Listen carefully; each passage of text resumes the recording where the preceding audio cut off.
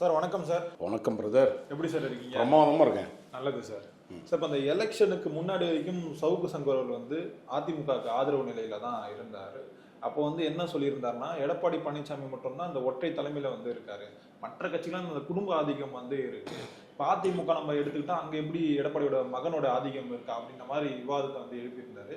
Election ரிசல்ட்டுக்கு பிறகு என்ன சொல்றாருன்னா, இப்போ அங்கே மிதுனோட ஆதிக்கம் அதிகமாக இருக்குது. அதாவது எடப்பாடி பழனிசாமியோட மகனோட ஆதிக்கம் அதிமுக அதிகமாக இருக்குது. அதனால தான் இந்த பிளவுலாம் ஏற்படுது அப்படின்ற ஒரு குற்றச்சாட்டை வைக்கிறாரு. இது ஒரு பக்கம் இருக்கட்டும். இதனால சவுக்கு சங்கர் ஒரு பக்கம் நல்லவர், ஒரு பக்கம் சவுக்கு சங்கர் கெட்டவர் அப்படின்ற மாதிரி சொல்கிறாங்க. உங்கள் பார்வையில் சவுக்கு சங்கர் என்றவர் யார்? அவர் எப்படிப்பட்டவர்? இல்லை, இப்போ அதிமுகவில் அவர் ஆதரித்தார் தேர்தலுக்கு முன்பு, அதில் ஒன்றும் மாற்றுக்கிறதே கிடையாது. அதுக்கு என்ன காரணம் அப்படின்னு கேட்டிங்கன்னா, திமுக மீண்டும் ஆட்சிக்கு வந்துடக்கூடாது. அந்த ஆட்சி திமுக ஆட்சி மீண்டும் வந்தால் தமிழ்நாட்டில் இன்னொரு 5 வருஷத்தில் ஒரு பொம்மை ஆட்சியை நம்ம மக்கள் சமாளிக்க முடியாது. ஒருத்தர் மேலே சுமப்பது ஒரு குறிப்பிட்ட வெயிட்டை தான் நம்ம சுமக்க முடியும். அதுக்கு மேற்கொண்டு வச்சிங்கன்னா, இப்போ ஏற்கனவே நம்ம 11 லட்சம் ரூபா கடன் இருக்கும். அந்த கடன்றது இன்றைக்கி இல்லை, இன்னொரு புது ஆட்சி வந்தாலும் இன்னொரு 10 வருஷம் அந்த கடன் அடைக்க முடியாது. நம்மளால் 10-20 வருஷத்துக்கு அடைக்க முடியாது.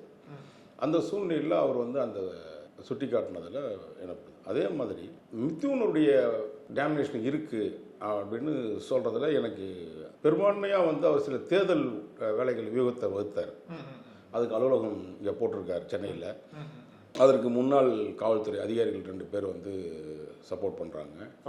அந்த வியூகம் அமைப்பாளர்கள் பொறுத்தவரை, இப்போ நீங்கள் சட்டமன்ற வேட்பாளர்கள் பொறுத்தவரை தேர்தலில் அவர் ஒவ்வொருத்தருக்கும் ஒரு டீம் வச்சுருந்தாங்க. முதல்ல அந்த டீம் எல்லாத்தையுமே காலி பண்ணிட்டார் எடப்பாடி. ஒவ்வொருத்தரும் ஒரு தனி கோலச்சு நிற்பாங்க. பார்த்துட்டிங்கன்னா திமுகவில் எப்படி திருச்சினா நேருவோ, அந்த மாதிரி கோயம்புத்தூர்னா அண்ணன் வேலுமணி, இந்த பக்கம் நாமக்கல்னா தங்கமணி, இப்படி சில பேர் இருந்தாங்க. ஆனால் இந்த முறை அது இல்லாமல் போனது காரணம் இந்த தோற்பருக்கு ஒரு சின்ன விஷயங்கள் இருக்குது. ஏன்னா லோக்கல் கேப்டனுக்கு தான் தெரியும் என்ன கள நிலவரம் இருக்குது, அந்த களத்தில் யாரை வேட்பாளர் போட்டால் சரியாக இருக்கும்ன்றது.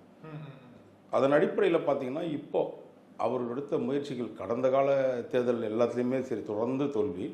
அந்த தோல்வியை சுட்டி காட்டியிருக்கார் சங்கர். அது இப்போ இது சாத்தியமான விஷயம்தான். அவர் நல்லவரா கெட்டவரான்றது ஒவ்வொரு மனிதனுக்குமே, என் உட்பட சொல்கிறேன், நல்லவராக கெட்டவரான்றது அவர்களுடைய பழக்கத்தை பொறுத்து, அவர் வாழ்வாதாரத்தை பொறுத்து இருக்குது. அதை நம்ம உட்காந்து பேச வேண்டிய அவசியம் இருக்காதுன்னு நினைக்கிறேன். சவுக்கு சங்கரை பொறுத்தவரை இந்த சமூகத்தில் தேவையான நபர். ஒவ்வொரு மனிதனுக்கும் ஒரு பின்னாடி முதுகில் அழுக்கு இருக்கும். நம்ம சும்மா நான் தூய்மையாக இருப்பேன், நான் தீமையே ஒழிப்பேன் அப்படின்னு சொல்கிறது சமூகத்தில் ஒவ்வொரு மனிதனும் 90% அந்த நேர்மையாகவும் உண்மையாகவும் இருந்துட்டாவே பல பிரச்சனைகள் அது வெளியே போயிடும். அதனால் ஒவ்வொருத்தருக்கு ஏற்றா போல் எனக்கு சவுக்கு சங்கரை பிடிக்கும், உங்களுக்கு சவுக்கு சங்கரை பிடிக்காது. ஸோ அதை முக்கியம் இல்லை, என்ன செய்கிறான்றது தான். இப்போ உதாரணத்துக்கு திமுக தோல்வி அடையணுன்றது தான் நம்முடைய விருப்பமாக இருந்துச்சு. தோல்வி அடைஞ்சிருச்சு. ஆனால் தோல்வி அடைஞ்சதுக்கப்புறம் நமக்குள்ளே ஒரு எந்த விதமான வன்மமும் கிடையாது. அது தோல்வி அடையணுன்ற சொல்ல காரணம் என்னென்னா, அந்த கட்சி ஆட்சிக்கு வந்த பிறகு அவரை நம்பி ஓட்டு போட்டால் இவன் அதிகாரிகளை நியமனம் பண்ணி அதிகாரிகளை வச்சு இன்றைக்கி அராஜக போக்கில், இப்போ நேற்று உயர்நீதிமன்றத்தில் சென்னை மாநகர காவல் ஆணையரை வச்சு செஞ்சுருக்காங்க. சாதாரணமாலாம் செய்யலை. அதில் என்னுடைய வழக்கையும் குறிப்பிட்டு மாண்புமிகு நீதியரசர் அவர்கள் ஐயா ஜி.ஆர். சுவாமிநாதன் அவர்களுடைய அமர்வு மிக தெளிவாக சுட்டி காட்டிருக்கு. அதில் சவுக்கு சங்கருடைய பிரச்சனையும் சொல்லியிருக்கு. இந்த மாதிரி ஆட்சியில் நீங்கள் தொடர்ந்து இந்த மாதிரி பொய் வழக்குகளை வாராகி மேலே சவுக்கு சங்கர் மூலம் போட்டு அவங்கள அடக்குமுறை செய்து, அதை இதோட குண்டாசை போட்டு நீங்கள் தப்பாக, நீங்கள் ஏற்கனவே நீதிமன்றம் உங்களை கண்டிச்சிருக்கு. நீங்கள் சும்மாலாம் இல்லை, இதே பொழப்பாகவே நடத்திருக்கீங்க குண்டாஸ் போடுறது. அதாவது ஒரு குறிப்பிட்ட நபர்களை தொடர்ந்து நீங்கள் குண்டாஸ் போடுவதே ஒரு நடைமுறையாகவே வச்சுருக்கீங்க சமூகத்தில். அது நீங்கள் நல்லவன் வல்லவன் சொல்கிறதுக்கு நாங்கள் கோர்ட்டு ஏற்றுக்காது அப்படின்னு ரொம்ப தெளிவாக கோர்ட்டு சொல்லுது. அப்போ நம்ம யாருக்கு வாக்களித்தோம்?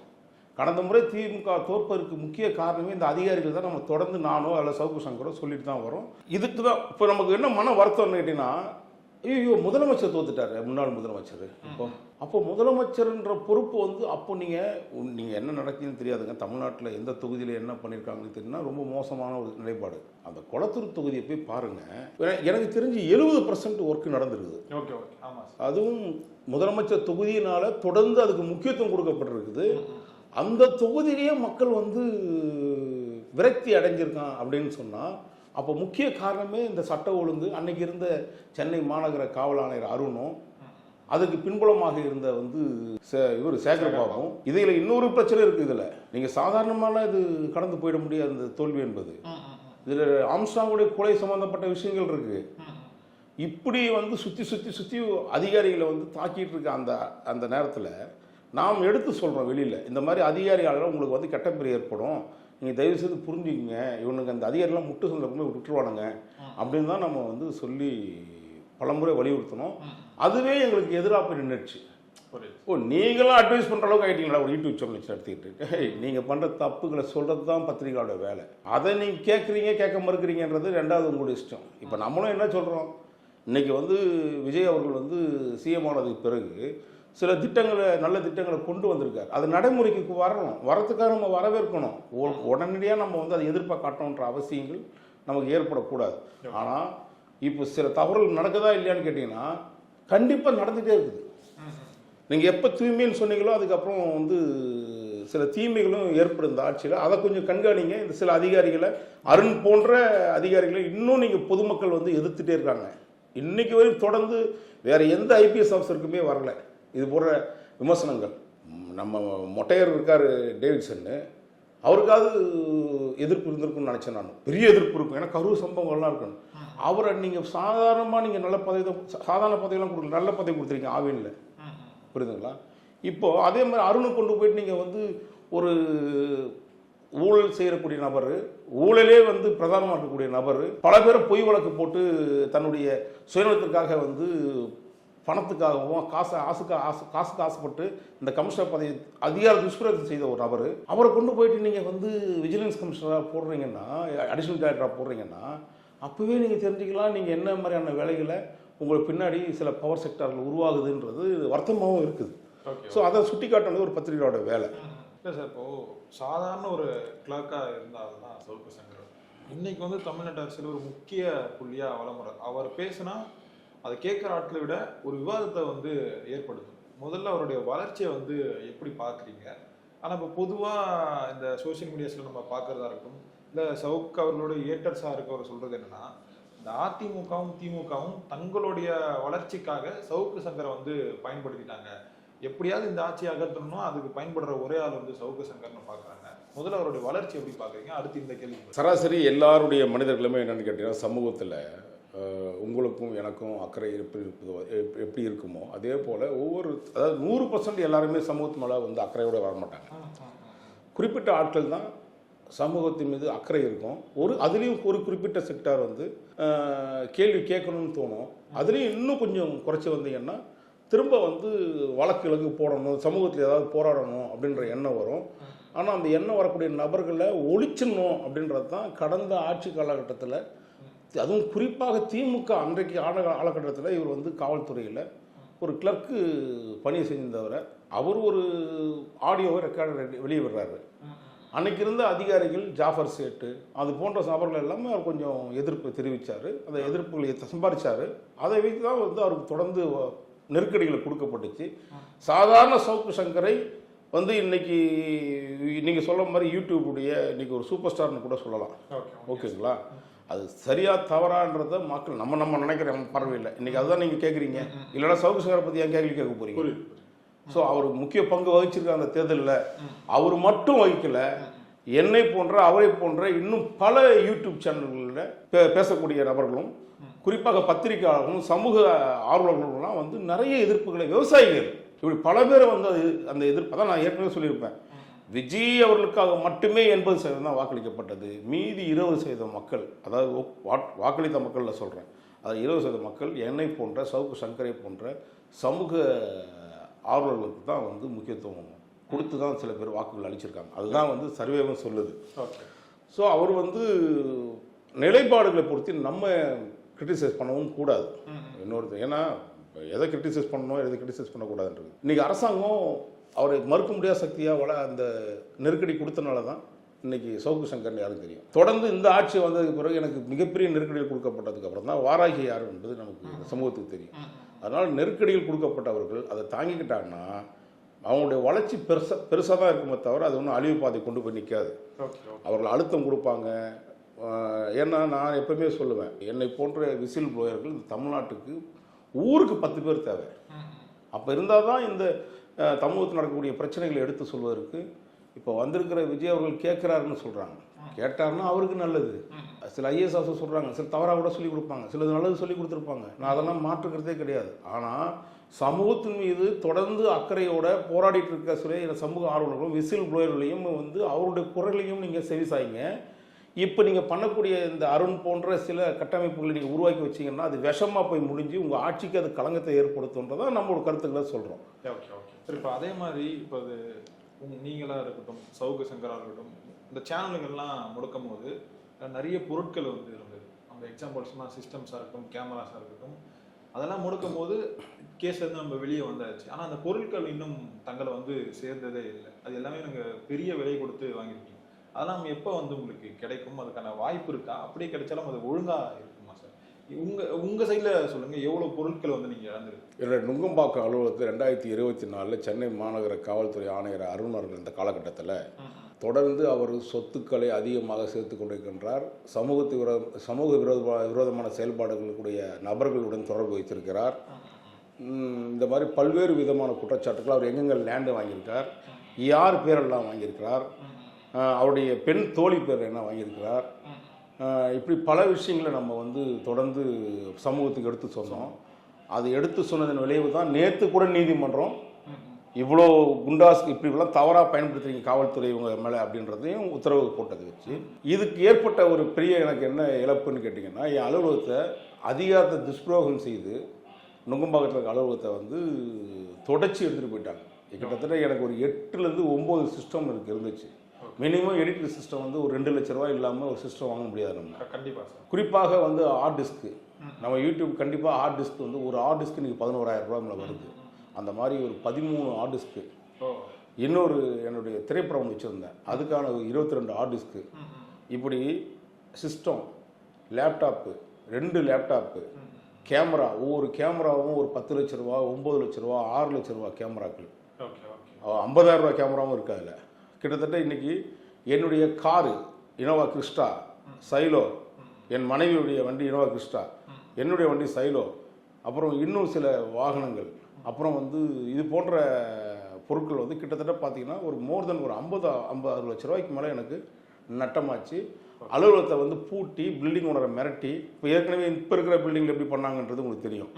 அதே மாதிரி கடந்த இதில் அதையும் தொடர்ந்து அவங்க அச்சுறுத்தி எனக்கு பொறுத்து பெரிய தொகை இழப்பு. அது மட்டும் இல்லை, என்னுடைய குழந்தைக்கான பள்ளிக்கூடத்துக்கு கட்டோட ஃபீஸு எல்லாத்தையுமே முடக்கிட்டான். அக்கௌண்ட் எல்லாத்தையும் முடக்கிட்டாங்க. காவல்துறை அதிகாரத்தை துஷ்பிரயோகம் பண்ணி இதுக்கு கீழே வேலை செய்யக்கூடிய சில அயோக்கியர்கள் இருக்கான். டிசி பொறுப்பில் நான் சொல்லுவேன் சார், பேரே சொல்லுவேன் நான். டிசி ஆரோக்கியராஜன் ஒருத்தர் அடியாள் மாதிரி வேலை செஞ்சுட்டு இருந்தாப்புல அருண்கிட்ட. அவர் இன்னும் அங்கே தான் இருக்காப்புல. புரியுதுங்களா? இன்னைக்கு இப்போ சமீபத்தில் இப்போ கடைசியாக எனக்கு போடப்பட்ட குண்டாஸ் 2வது குண்டாஸில் பாண்டி பஜார் காவல் நிலையத்தில் முகேஷ் ராவ்னு ஒரு இன்ஸ்பெக்டர் என்னுடைய மொபைல் 1,50,000 ரூபா பெரும்பாலும் லோனில் போட்டு வாங்கின மொபைலை திருடிட்டு போயிட்டாப்புல. என்கிட்ட கையில் அதை வாங்கிட்டு இன்றைக்கி வரைக்கும் திருடி கொடுக்கல, கோர்ட்டில் போட்டோம். அதுக்கப்புறம் சில கேமராக்கள் ஆடியோக்கள்லாம் எடுத்து வச்சுருக்கிறோம். இப்போ வந்திருக்க கமிஷனர்கிட்ட புகார் கொடுக்குறோம்.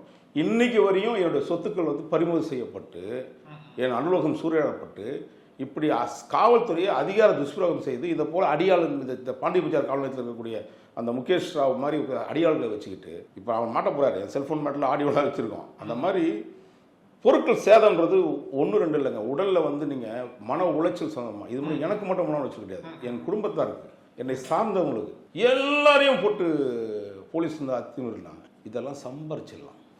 இந்த பொருட்கள்லாம் சேர்ந்து என்னுடைய தாய் நான் சிறைச்சாலை தொடர்ந்து என் மீது வழக்கு போடும்போது என் தாய்க்கு ஹார்ட் அட்டாக்கே வந்துடுச்சு. அவ்வளோ அச்சுறுத்தல் கொடுத்துட்டான். புரியுதுங்களா?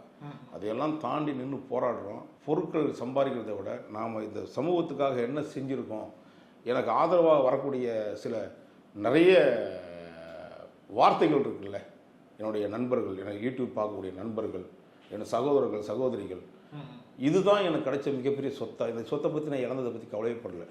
இப்போது எனக்கு கிடைச்சிருக்க கிரெடிபிலிட்டி, நான் சொன்னால் அது சரியாக இருக்கா இல்லையான்றது ஒரு விமர்சனம், இதுதான் வளர்த்துருக்குது. அதை தான் தொடர்ந்து நான் வந்து சொல்லுவேன், இழப்பதற்கு ஒன்றும் இல்லை இன்னும் இந்த உயிரை தவிர. எல்லாத்தையும் இழந்தாச்சு. இனி புது முயற்சியோடு வைப்போம். புது ஆட்சி வந்திருக்கு.